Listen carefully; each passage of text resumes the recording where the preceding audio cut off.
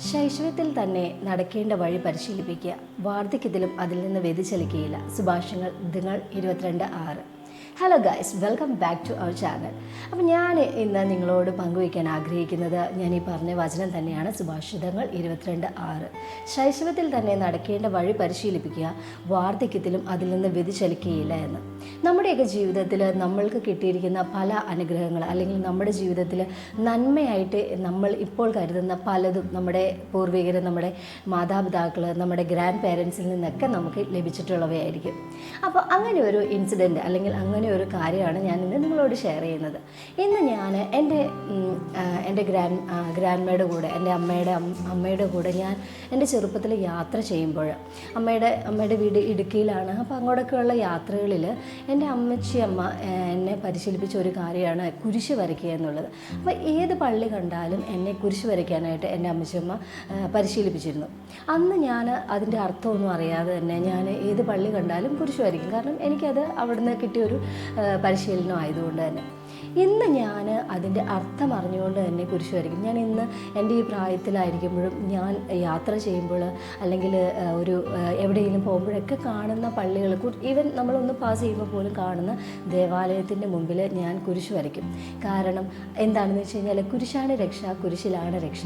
നമ്മുടെ ക്രിസ്തുനാഥനെ ഓർത്തുകൊണ്ട് നമ്മുടെ ഈശോയുടെ സ്നേഹം നമ്മൾ അനുസ്മരിക്കുകയാണ്, ദൈവത്തെ ബഹുമാനിക്കുകയാണ് നമ്മുടെ ഈശോയുടെ സാന്നിധ്യം.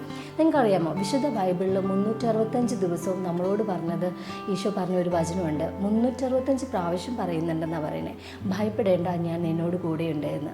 ഈ ഓരോ പ്രാവശ്യവും നമ്മൾ പാസ് ചെയ്യുമ്പോൾ, അല്ലെങ്കിൽ നമ്മൾ ട്രാവൽ ചെയ്യുമ്പോഴൊക്കെ നമ്മൾ കുരിശ് വരയ്ക്കുമ്പോൾ നമ്മുടെ കൂടെയുള്ള ദൈവത്തെ നമ്മൾ ഓർക്കുകയാണ്, നമ്മൾ അനുസ്മരിക്കുകയാണ് ചെയ്യുന്നത്. അപ്പോൾ ഇത് ഞാൻ ഇപ്പോൾ നമ്മൾ യാത്ര തുടങ്ങുമ്പോൾ, അല്ലെങ്കിൽ നമ്മളൊരു എങ്ങോട്ടെങ്കിലും പോകുമ്പോഴൊക്കെ നമ്മൾ കുരിശ് വരയ്ക്കും. ഇപ്പോൾ ഈ അടുത്ത കാലത്ത് ഞാൻ പരിശീലിച്ച ഒരു കാര്യമാണ്. ഞാൻ ഇതിന് മുന്നേ വരെ ഡ്യൂട്ടിക്ക് പോകുമ്പോൾ, ഞാൻ ഒരു നേഴ്സായിട്ട് വർക്ക് ചെയ്യുകയാണ്. അപ്പോൾ ഞാൻ ഇതിന് മുന്നേ ഡ്യൂട്ടിക്ക് പോകുമ്പോൾ, അല്ലെങ്കിൽ ഹോസ്പിറ്റലിലേക്ക് കയറുന്നതിന് മുന്നേ കുരിശ് വരയ്ക്കുന്ന ഒരു ശീലം എനിക്കുണ്ടായിരുന്നില്ല. അപ്പോൾ എൻ്റെ ഹസ്ബൻഡ് നമ്മളോട് പറയുകയാണ്, എൻ്റെ ഹസ്ബൻഡ് അത് പറഞ്ഞു തരുവാണ്, നമ്മൾ കുരിശ് വരച്ചിട്ട് കയറണം, നമ്മൾ ഇറങ്ങുമ്പോഴും കുരിശ് വരച്ചിട്ട് കയറണം. എൻ്റെ ഹസ്ബൻഡ് ഇത് ആരിൽ നിന്നാണ് ഇൻസ്പിറേഷൻ കിട്ടിയതെന്ന് വെച്ച് കഴിഞ്ഞാൽ, വേറൊരു സിസ്റ്റർ ചെയ്യുന്നത് കണ്ടപ്പോൾ അത് എനിക്കും ചെയ്യാമല്ലോ എന്നൊരു ഇത് വന്നു. അത് എന്നിലേക്കും പാസ് ചെയ്തു. ഇന്ന് ഞാൻ ഡ്യൂട്ടിക്ക് കയറുമ്പോഴൊക്കെ ദൈവത്തിൻ്റെ നാമം മഹത്വപ്പെടുത്തിക്കൊണ്ട്, അല്ലെങ്കിൽ കുരിശ് വരച്ചുകൊണ്ട് കയറുമ്പോൾ നമുക്കൊരു സന്തോഷമാണ്, ഒരു സമാധാനമാണ്.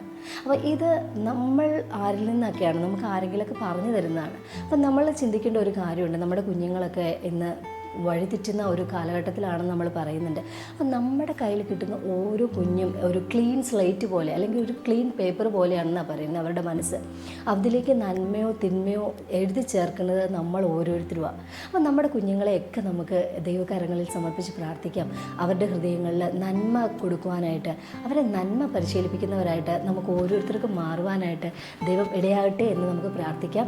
അപ്പോൾ എല്ലാവരെയും ഈശോ സമൃദ്ധമായി അനുഗ്രഹിക്കട്ടെ. Thanks for watching. Thank you. God bless you all.